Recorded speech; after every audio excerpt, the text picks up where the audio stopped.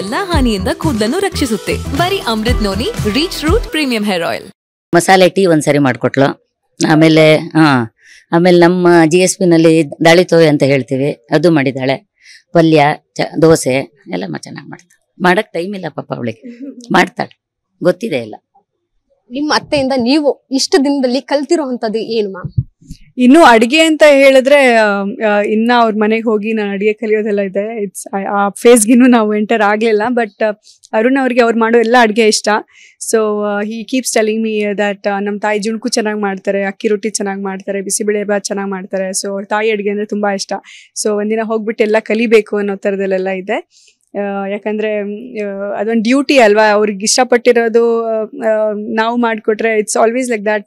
ಅಂದ್ರೆ the best way to reach a man's heart is through his stomach ಅಂತ ಹೇಳ್ತಾರೆ. So that way. ಇನ್ನೇನು ಕೇಳಿದ್ರಲ್ಲ, ಸಾರಿ ಮರ್ತೋಯ್ತು. I think lost the flow.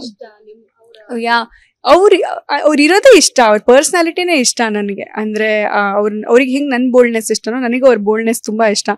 ಅಂದ್ರೆ ಯಾವುದೇ ವಿಚಾರ ಮುಚ್ಚುಮರೆ ಇಲ್ಲದೆ ಅದನ್ನ ಹೆಂಗಿದೆ ಹಂಗೆ ಹೇಳ್ಬಿಡ್ತಾರೆ ಅವರು.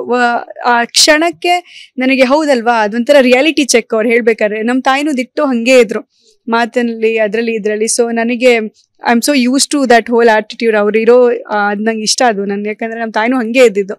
ಸೊ ನಾನು ತಪ್ಪು ಮಾಡಿದಾಗ ನೀನ್ ತಪ್ಪು, ನೀನ್ ಸರಿ ಮಾಡಿದಾಗ ಹೊಗಳೋದು, ತಪ್ಪು ಮಾಡಿದಾಗ ತೆಗಳೋದು. ನನ್ನ ಜೀವನದಲ್ಲಿ ನಾನು ಮಾತ್ರವಲ್ಲ, ನನ್ನ ಕೂದಲು ಕೂಡ ಆಗಿರ್ಬೇಕು ಸ್ಟ್ರಾಂಗ್ ಅಂಡ್ ಸ್ಟೈಲಿಶ್. ಬರೀ Amrit noni reach root premium hair oil ನೊಂದಿಗೆ.